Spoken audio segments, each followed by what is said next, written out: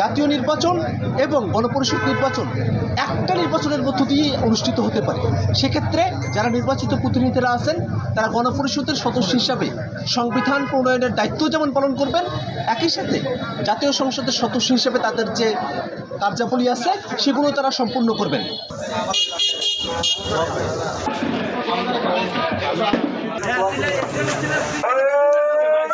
সংস্কার এবং নির্বাচনকে মুখোমুখি দাঁড় করানোর কিছু নেই। সংস্কারও যেমন আবশ্যক, নির্বাচনও আবশ্যক। এখন নির্বাচন কি সংস্কারের মধ্য দিয়ে হবে নাকি সংস্কারবিহীন নির্বাচন হবে, সেটা নিয়েই আলাপটা চলছে। আমরা দাবি জানিয়েছি যে সংস্কারের জন্য যে প্রস্তাবনাগুলো সরকারের পক্ষ থেকে দেওয়া হয়েছে সেখানে সরকারের তরফ থেকে স্বল্পমেয়াদী, মধ্যমেয়াদী এবং দীর্ঘমেয়াদী এই তিন ক্যাটাগরিতে সংস্কারের বিষয়গুলো নিয়ে সরকারের তরফ থেকে আলোচনা আসতে পারে। সেক্ষেত্রে স্বল্পমেয়াদী এবং মধ্যমেয়াদী যে সংস্কারগুলো আছে সেগুলো এই সরকারের হাত ধরেই শুরু হবে এবং তার মধ্য দিয়েই নির্বাচনের দিকে সরকার অগ্রসর হবে এবং নির্বাচিত যে সরকার আসবে তারা দীর্ঘমেয়াদী যে সংস্কারগুলো আছে সেগুলো এবং যে সংস্কারগুলো অলরেডি সম্পূর্ণ হবে সেগুলোর ধারাবাহিকতা বজায় রাখবে।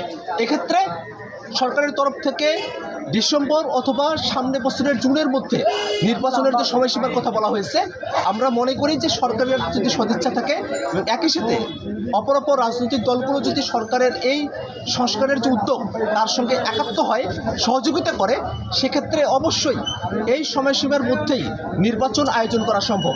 এবং নির্বাচনের ক্ষেত্রে আমরা যে বিষয়টা সবসময় বলে এসেছি যে বাংলাদেশে এখন নতুন সংবিধানে একটা বাস্তবতা তৈরি হয়েছে। সেক্ষেত্রে গণপরিষদ নির্বাচনের কোনো বিকল্প নেই।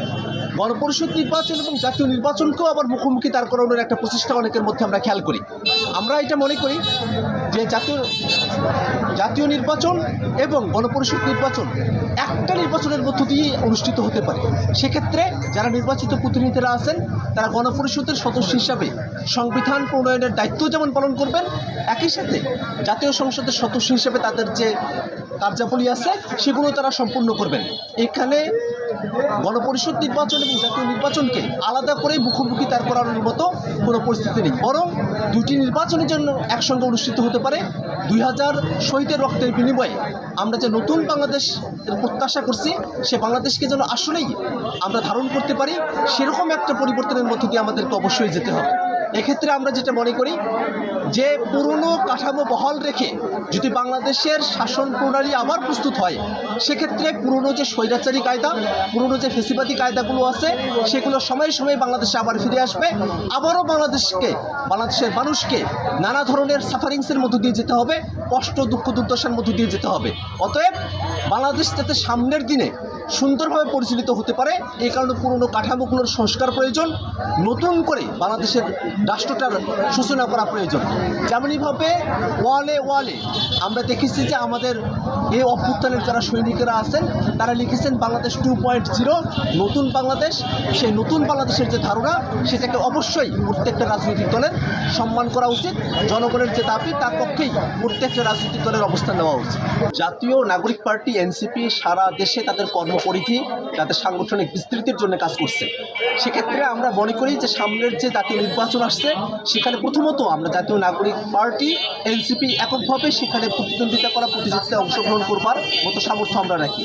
কিন্তু রাজনৈতিক পরিস্থিতি বিবেচনায় তখনকার মতো করে রাজনৈতিক কর্মসূচি আদর্শের যদি মিল থাকে এবং যদি প্রয়োজন মনে হয় বাংলাদেশের জাতীয় রাজনীতির স্বার্থে, বাংলাদেশের স্বার্থে, সেক্ষেত্রে অবশ্যই অন্য কোনো দলের সঙ্গে আমাদের জোট হলেও হতে পারে।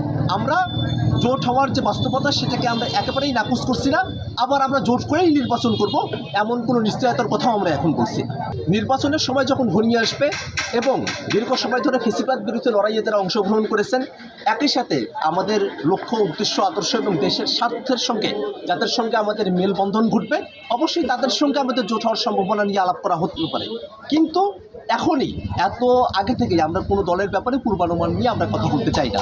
অন্যান্য যে রাজনৈতিক দলগুলো আছে, ফেসিবাদ বিরোধী আন্দোলনের যাদের অংশগ্রহণ ছিল, অনেকগুলো রাজনৈতিক দলের সঙ্গে আমাদের ফরমালি ইনফরমালি নানা মাত্রায় যোগাযোগ হচ্ছে। তাদের নেতৃবৃন্দের সঙ্গে বিভিন্ন পর্যায়ের যারা কর্মীরা আছেন তাদের সঙ্গে আমাদের যোগাযোগ হচ্ছে। আমরা আশাবাদী যে ফেসিবাদ বিরোধী যে কোনো পক্ষের সঙ্গেই আমাদের যে কোনো মাত্রারই আমাদের জোট বলেন, আমাদের সমমনা হিসেবে একসঙ্গে ফাংশন করার কথা বলেন বা বাংলাদেশ স্বার্থের প্রশ্নে একসঙ্গে কাজ করার যে জায়গাগুলো আছে সেগুলোকে আমরা ওপেন রাখার পক্ষে।